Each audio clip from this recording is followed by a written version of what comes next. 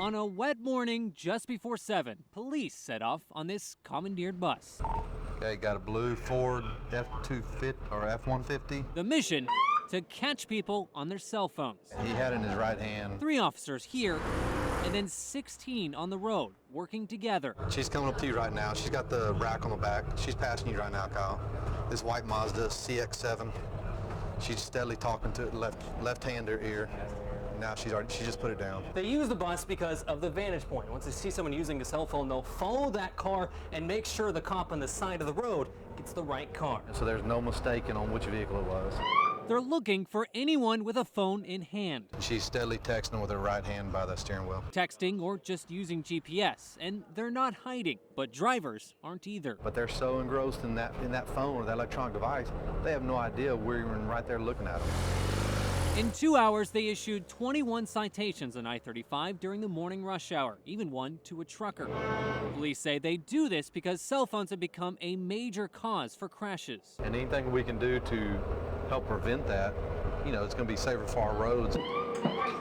So police say put down your phone, no matter if there's a cop, bus, Okay, yeah, that's her right behind that white pickup. or neither around you.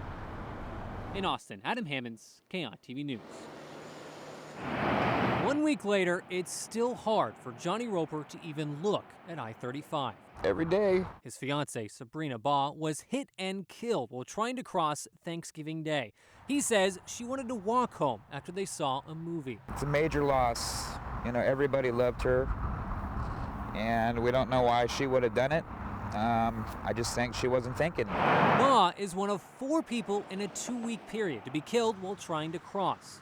I'm gonna miss her. It's a problem the city's Vision Zero program is working to address, but currently its only listed action is giving homeless people a place to stay. In safe places that are away from high-speed roadways. Vision Zero's Laura Deerenfield, though, says other ideas are in the works. Look at that from across all the different strategies. So engineering and street design, as well as enforcement, as well as education. While nothing specific yet, they are working on a pedestrian action safety plan with new pedestrian coordinator Joel Meyer. There are safe behaviors and there are unsafe behaviors. He says this is a problem often ignored. But I think that if we as a community kind of come together and look at this from multiple different angles, we can really have a difference. Something should be done to prevent this or help this situation. Roper doesn't know what that would be. He just knows what it's like to lose someone you love. I'll miss Sabrina Baugh. She was my love of my life.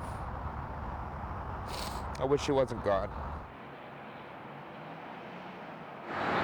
Sitting safely on the Mopac feeder road, police tried to figure out how to get this wind turbine out of Austin because earlier it was stuck. At first, like I said, I thought it was a whale tail or something ginormous. Louisa Kirksey lives right next to where the truck sat off Enfield, and she could see it from her second-story front door. And it was crossing the entire road and then some, so I could see it in the back of my house. Police say the truck tried to turn left off the feeder road onto Enfield, but there wasn't room. It jutted out quite severely. With construction, even on the feeder road, the driver was not supposed to be on Mopac, much less trying to make a left turn off the feeder road, where he eventually ended up well into the sidewalk, about right here. Carrying that should not have been on this road at all. This is a family neighborhood.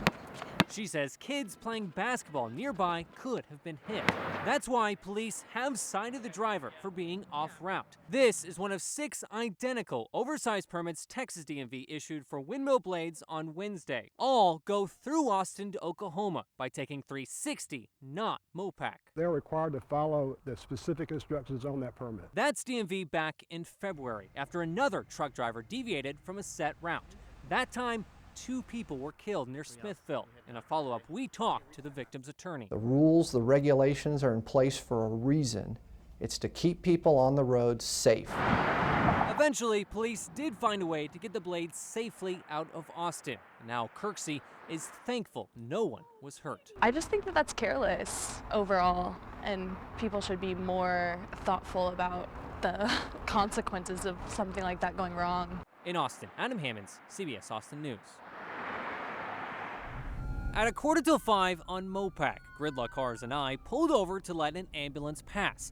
Then multiple cars right on its tail. Oh, that's bad. I showed that video to Mohid Kadia. He just spent a half hour on Mopac, and still he knows that's not okay. It's just unsafe and unethical for, for me to think about even doing it. He says it's unethical, but is it illegal? It's an unsafe practice, it's a selfish practice, and it's an illegal practice. Austin Travis County EMS Mike Benavides says it's against the law to follow an emergency vehicle that's flashing lights closer than 500 feet. In this case, That first vehicle is way closer than 500 feet. it was. It's because drivers don't know when an ambulance will stop or turn. It could be driving to a call on Mopac, and either on its way to a patient or has one in the back. Then you could be endangering the lives of many, many people, including yourself. He says it does happen, Absolutely. and often. Absolutely not.